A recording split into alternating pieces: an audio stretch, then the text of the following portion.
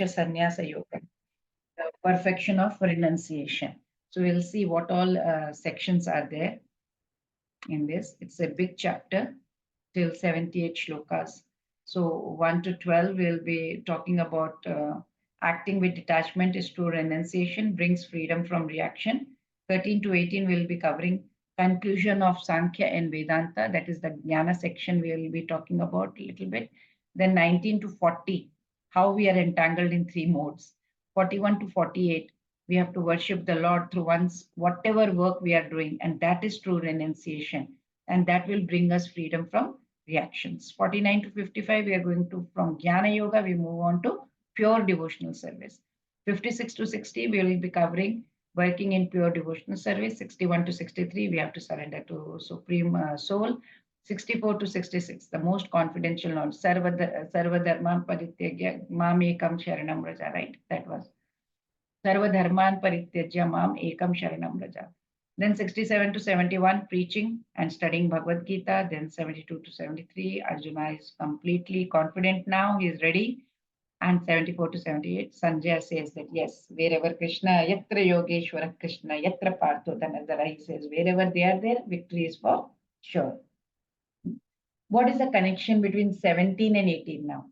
So now to emphasize the goal of surrender, Lord said, right, you have to surrender.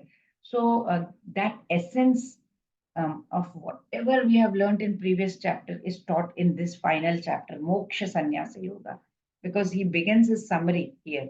He is repeating whatever, he has told Arjuna before, that how he should renounce the fruit of the work and not action. He should not say, oh, I will not want to fight. Don't do that. That's what he said, right? And Krishna reviews that, okay, you have to be very dutiful. And if you are dutiful, then if you have detached yourself from the results, that will have no reaction to you, Arjuna, he says, ultimately and finally, which Arjuna understands in this chapter. So section A, we are covering 1 to 6 and 7 to 12. 1 to 6, true sannyasi does not renounce his activities, but he renounces the fruits of the activities. That is what is explained from 1 to 6. And 7 to 12, renouncing one's prescribed duties in illusion is ignorance. We should not say, oh, I don't want to do my duty. Then renouncing one's prescribed duties out of fear is passion. And if we perform dutifully with detachment, that is renunciation and goodness. Such renouncers suffer no reactions. This is what is the summary of 1 to 12.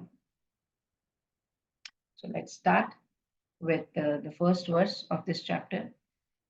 Sannyasasya mahabaho tattvamichhami veditum tyagasya cha hrishikesha pratikkeshi nishudana. Hare Krishna. Yes, please. Anybody would like to? Yes, Shilpa Mataji. Hare Krishna. Hare Krishna. Arjuna said, O mighty armed one, I wish to understand the purpose of renunciation, tyaga, and of the renounced order of life, sannyasa, O killer of the Keshi demon, master of the senses. Hare Krishna. Hare Krishna. So Lord has given all his instruction in the last 17 chapters. Everything he has already given. In 18th chapter, what Lord is doing is he's summarizing all of that. 18th chapter, again, it's a very, very important chapter. Everything is covered in this chapter. We'll see Karma Yoga, we will see Jnana Yoga, we will see Bhakti Yoga, devotional service. We will also see how, Krishna establishes Bhakti Yoga as the topmost yoga system. That also is there. But here, the chapter begins with a question from Arjuna. Here, what Arjuna is asking, addressing Krishna in many, many ways. What is he saying? What Arjuna is saying? Arjuna said, he says, O Mahabahu, O mighty armed one, Tattvam Ichhami Veditum. Tattvam Ichhami Veditum Prithak. So what is he asking? Arjuna is saying, Tattvam, I wish to, Ichhami, I wish to know. Ichha means wish.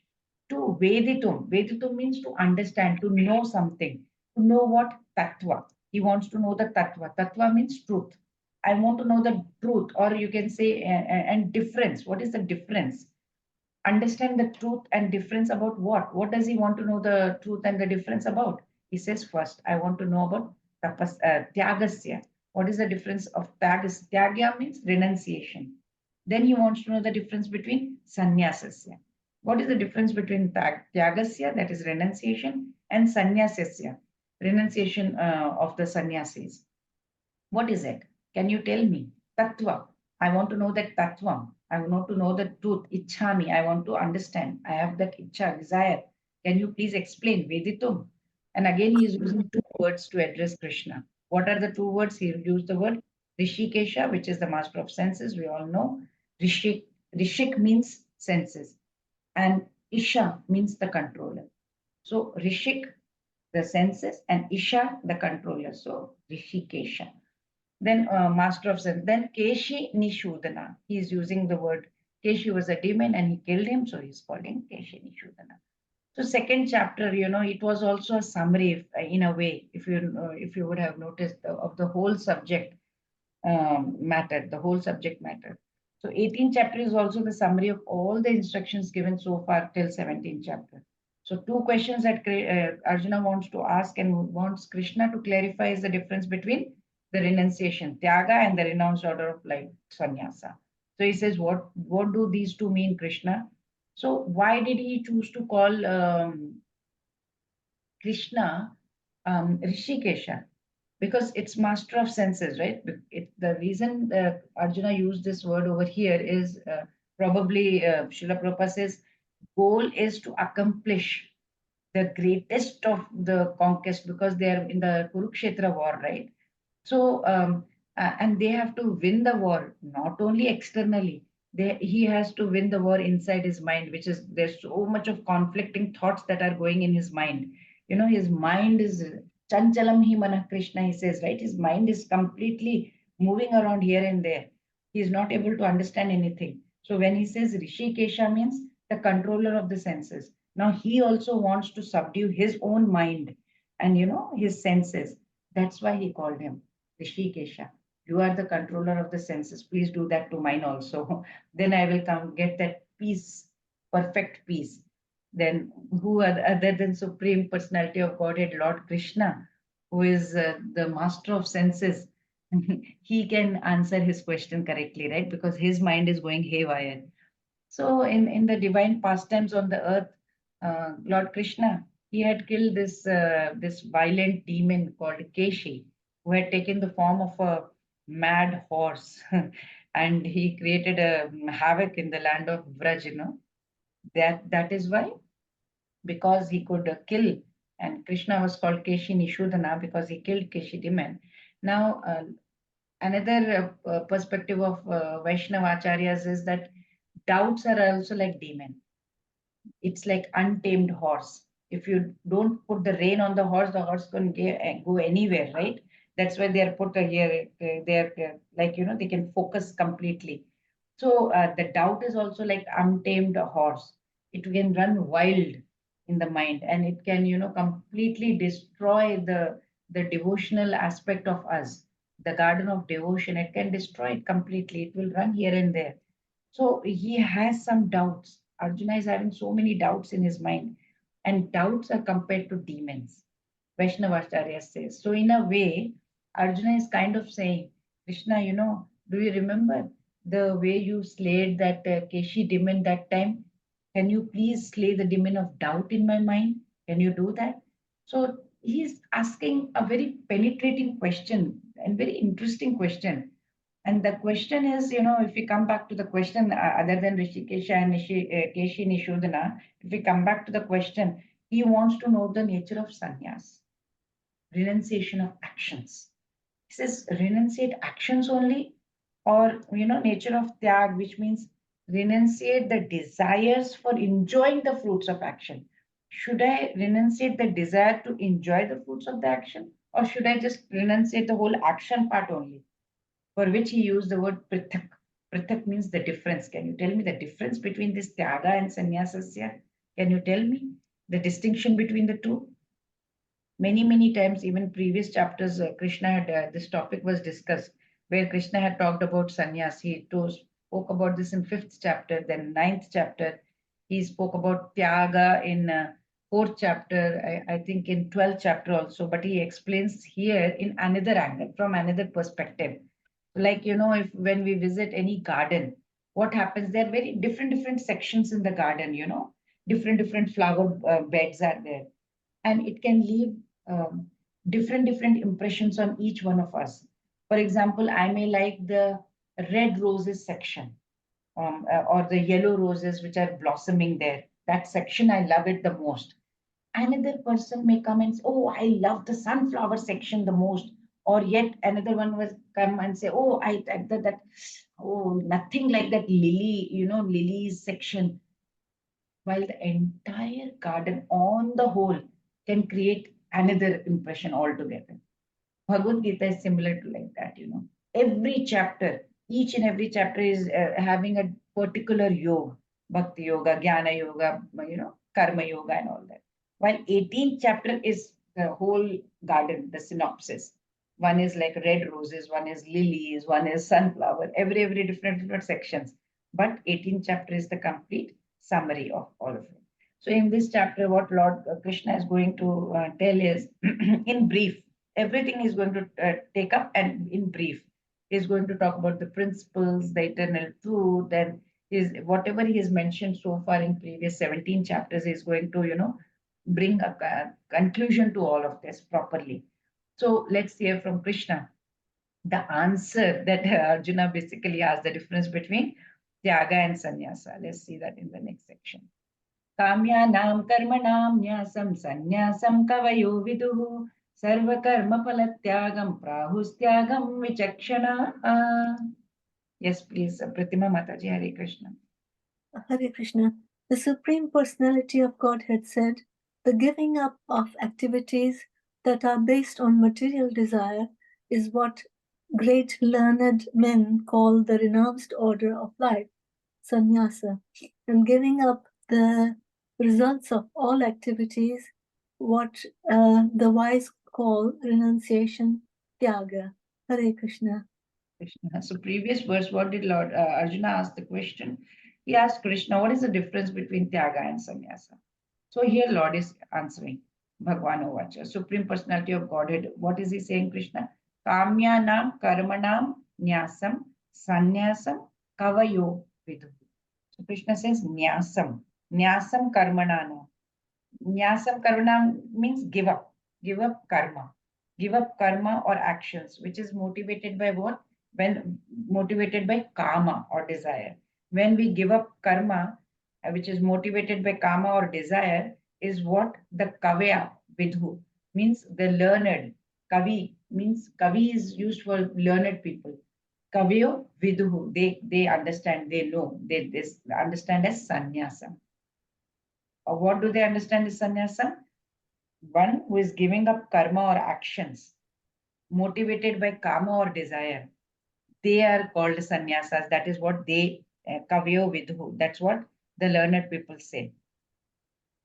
Sarva karma phala tyagam prahu tyagam vichakshana. So, and the Lord is saying tyagam, renunciation of the phala. Sarva karma phala, all the phala, renunciation of all the phala, the results of all the activities, or sarva karma is what vichakshanas, or the experienced, or the wise people, they call it tyagam or renunciation. So basically, Lord Krishna is telling that if you give up the fruits of all actions, is what the wise or the vichakshanas or the experienced people, they declare it to be tyaga. Means the activities are being performed. I don't want the result of it. I'm not looking forward for the result. Result is given up.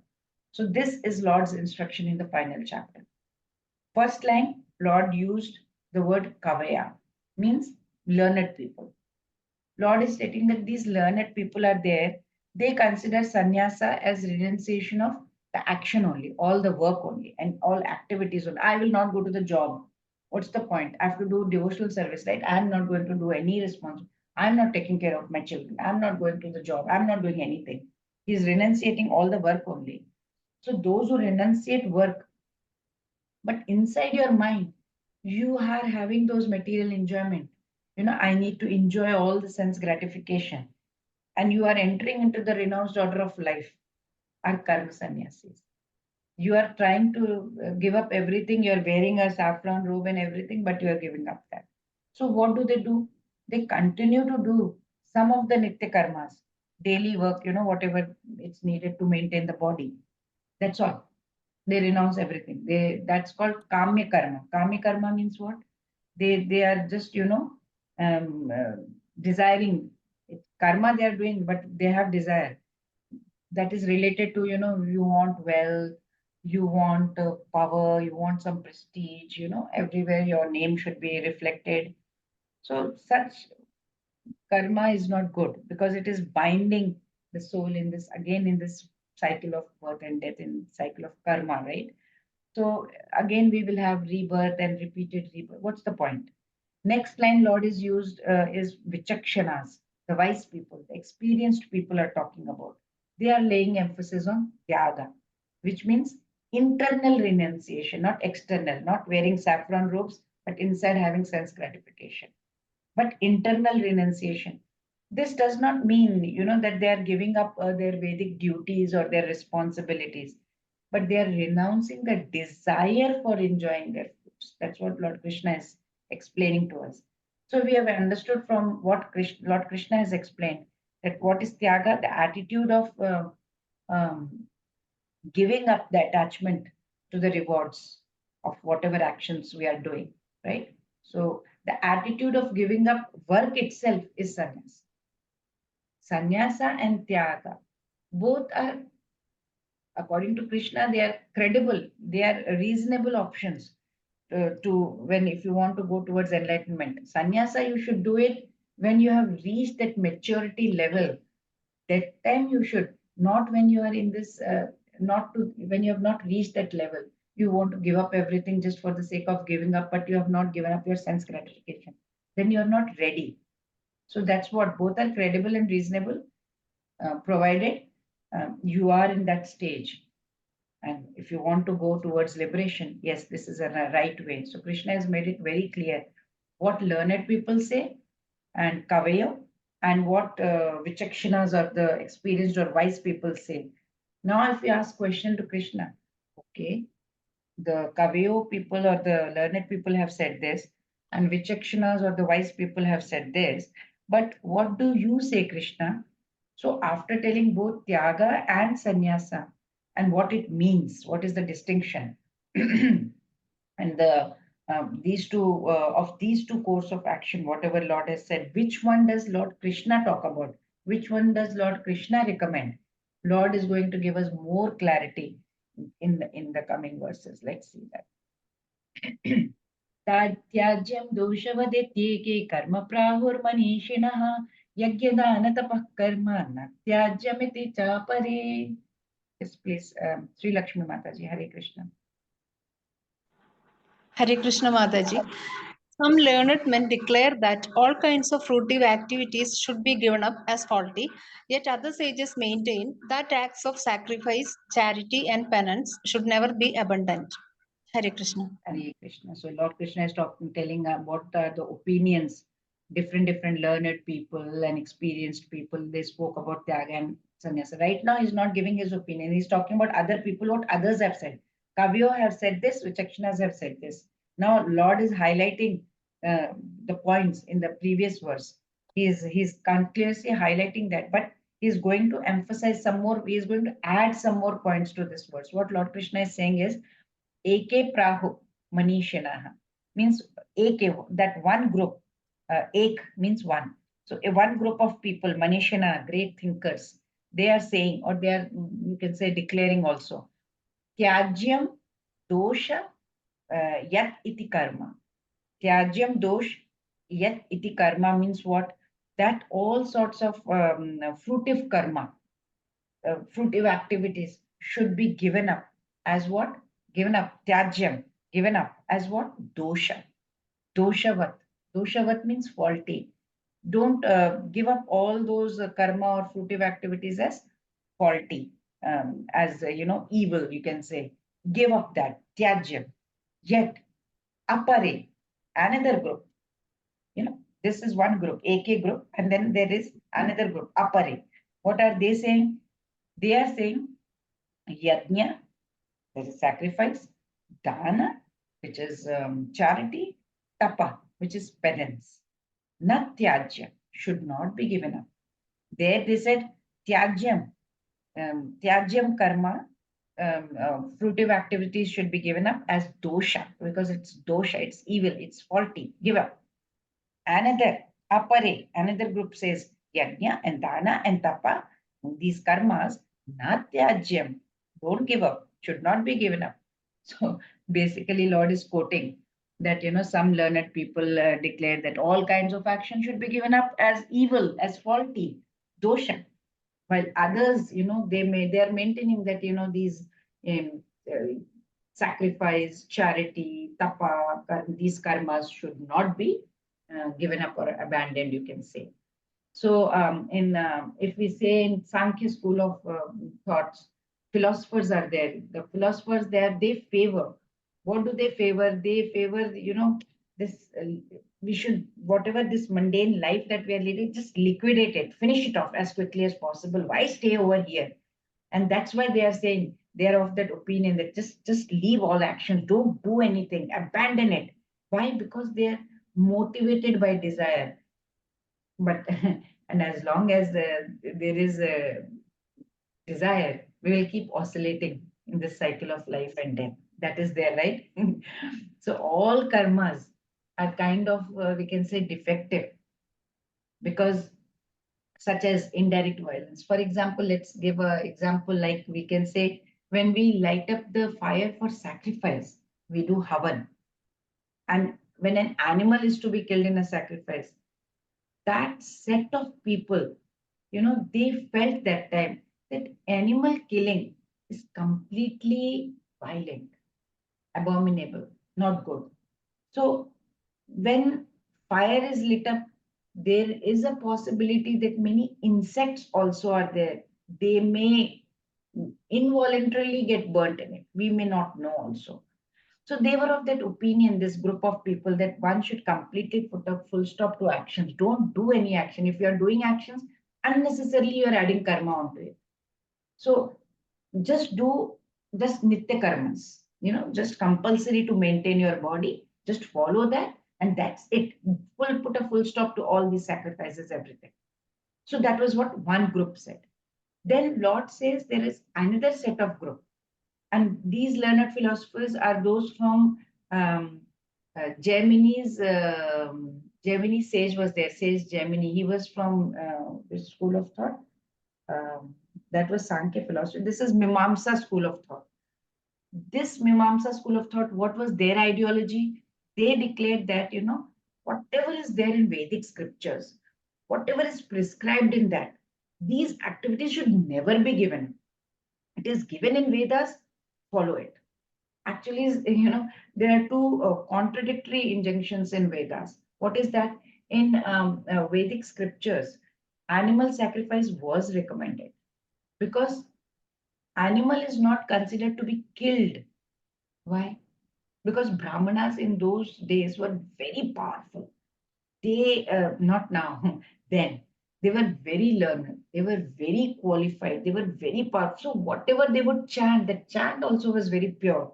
And with the pure chants of mantras, they could revive, they could not revive, but they could give a new life to the animal. And mostly the animals were promoted to human form of life. So isn't it good? Like the animal is getting rid of that body and getting a human form, which is very good. So the Vedas also instruct. This is a contrary thing here. It is also instructing us, Ma himsyat sarva bhutani. Don't commit any violence towards any bhutani, any living entity. Hinsa, don't do any hinsa. So this is just general instruction for everyone. But those powerful brahmanas who used to do sacrifice, they could give life, new life to the animals. So that's what they used to think. So the same Vedas, they are instructing us to do sacrifice. So this is a specific instruction. So it is possible we can do the sacrifice, a fire sacrifice. When we are performing that, it is possible that these creatures may get killed, unfortunately, unintentionally. There is no intention behind it. But still, these Gemini Mimamsa school of thought, these followers, they're saying that no, these instructions should be followed. We should do these sacrifices. It must be followed, even though it still conflicts with the general instructions. We should not commit violence and all that. Maybe it is conflicting, but no, we should still do. So these mimamsakas, they say that we should never give up, which is very beneficial activity. Like sacrifice is a very beneficial activity. Charity is a very beneficial activity. Doing austerity and penance is a very useful activity. We should not give up because we are doing for the good of others, for the welfare of others. So Krishna, after telling that some say animal killing is good, it should be avoided, some say no, others says no, it should be done for a specific reason, specific sacrifice is good. All these different thoughts are there, different opinions are there about sacrificial activities. So now Krishna is going to tell what his opinion is. And of course, Krishna's opinion is the ultimate.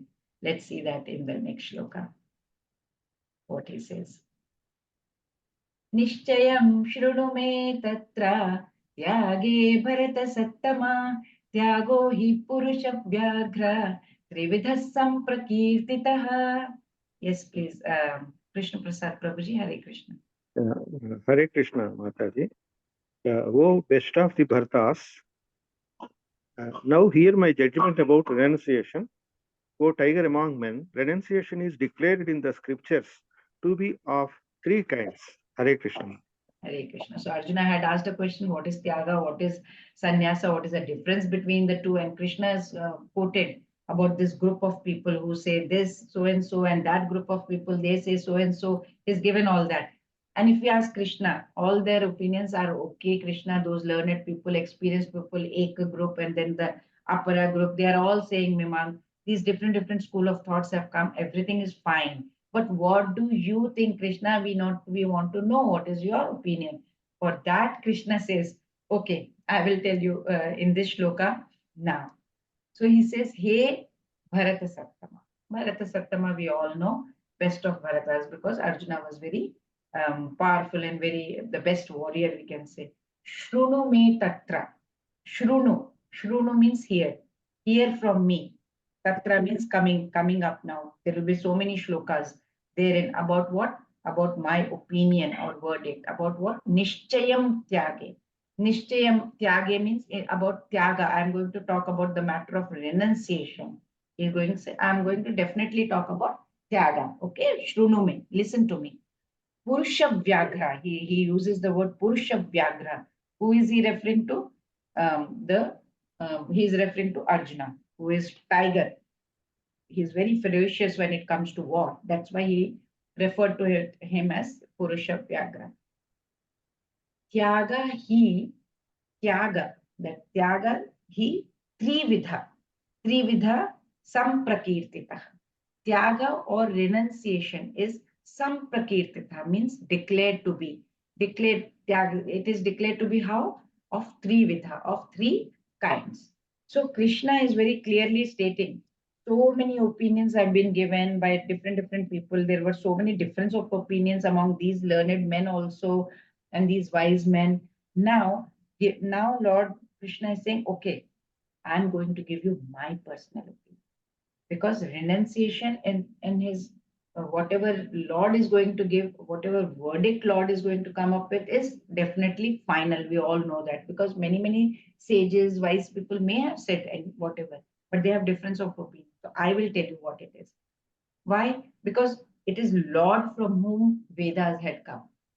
So it is ultimate, right? After all, he is the one who is the creator. He is the one who is the knower of Vedas. We all know that. What was that shloka? Vedaishta sarve ahameva vedyo, that shloka. Vedanta krut veda videha chaham. So he says, by all Vedas, I am to be known. I am the compiler. I did the compilation of this Vedanta. I am the knower of the Veda. So if he is the knower of the Vedas, and everybody is talking about Vedas, what is written in the Vedas, what should be followed, what should not be followed, who is best in telling about all this? Definitely Lord, right? So what is Lord telling? he says that the process of renunciation, it should be considered in terms of modes of material nature in which it is performed. How are you performing? It is very, very important, he said, which, he describes in the verses from 7 to 9, he will describe about that. So, but we may get a doubt. Okay, but why did Krishna address him as Arjuna as Purusha Vyagra in this shloka? Why does he have to say that over here? Because renunciation is for the brave-hearted. Not everyone can do it. That is why he used it here. Because when he's talking about Tyaga, he's talking about renunciation. He is talking about Arjuna also. But Arjuna, you are brave-hearted. You are very brave-hearted when you're ferocious when it comes to war. But here renunciation is for the brave-hearted, not for chicken-hearted people. So in this respect, there was Kabir Das also. He had said, "Tira talavar se jo ladai, talavar se jo ladai." So, Shauravira nahi hoye. Just because you're using talavar, one is not brave. Just because you're using your fire, you're ferocious in the war. Just because you're using bows and arrows and you're become very ferocious in the war, does not mean that, Shuravira. You just because we are doing that, don't become Shuravira, means do not become very brave. Then he says, Maya taji bhakti kare. Maya taji bhakti kare, Shura kahave also. That person is Shura. That person is brave, who is able to renounce Maya. That person, he is engaging in bhakti.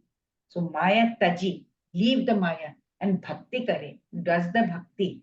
That person is Shuravi, says Kabir Das also. So that is why Lord used the word Purusha Vyagra. Renunciation is also for brave-hearted people. It's not easy. So not Lord Krishna is giving us more and more insight in this topic of renunciation, basically. And of course, renounced order of life, which is sannyasa. But that he will do from shloka number 7 to 12. In the next verse, what is he going to do is, he is giving his verdict that we should never renounce action. That is the verdict he's giving in the next shloka. And after understanding that, we can move more towards, in the path of spirituality, because it will be definitely beneficial to us. So that's what we'll see. But the topic of renunciation and renounced order of life, we will speak from shloka number 7 to 12. That's what we'll see later. But here, let's see what he has to say. यज्ञदानतपः न त्याज्यं कार्यमेव तत् यज्ञोदानतपश्चैव पावनानि मनीषिणाम्. Yes, please, Pratima Mataji. Hare Krishna. Hare Krishna Mataji. Act of sacrifice, charity, and penance are not to be given up. They must be performed. Indeed, sacrifice, charity, and penance purify even the great soul. Hare Krishna. The previous verse, Krishna gave his opinion about renunciation. He said the process of renunciation should be considered trividha, in 3 modes of material nature. In what kind of mode you are performing and the details he will provide in 7 to 12 shloka. But in this shloka, what Lord is going to tell is, he is going to elaborate now. What is he elaborating? He says we should never renounce action because it is beneficial to us. We will be moving in the path of spirituality if we want to move. So what Lord Krishna is saying, yajna, that is sacrifice, dana, that is charity, tapa, that is penance, karma, the activity, na tyajya, should never be given up. He is stressing, Lord is stressing this point on this point. So why he is stressing more? He is saying further about this. Karyam evatat. So these karyam, above whatever Lord has said, he's stressing on that, is must be done. Then Lord is saying, why should it be done? He is giving the reason for it. So what is Lord saying over here? Yajna, dana, tapa, sacrifice, charity, and tapa, which is austerity or penance. Pavan, nani, manishinam. So pavanani manishinam means what? Pavanani purifies. Pavan kar deta hai, purifies. Pavan kar deta hai ki whom? Manishinam, even the great souls. It can purify anybody once you do that. So Krishna is saying activity should not be given up at any cost. So why? Lord says this because this actually purifies the person. Lord says that yogis, they should do these yajnas, they should do these danas, they should do these tapas because it's for human advancement. It is for human welfare that these yogis are going to do. as we devotees, we should follow our, Dasha Samskaras or Shodasha Samskaras, Dasha Samskaras means 10 Samskaras.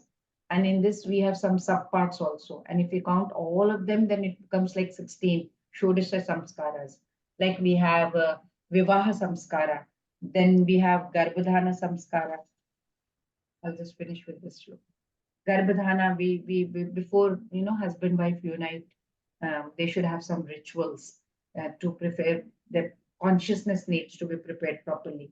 Then many do that Seemantham also, which is popularly called now, they call it baby shower.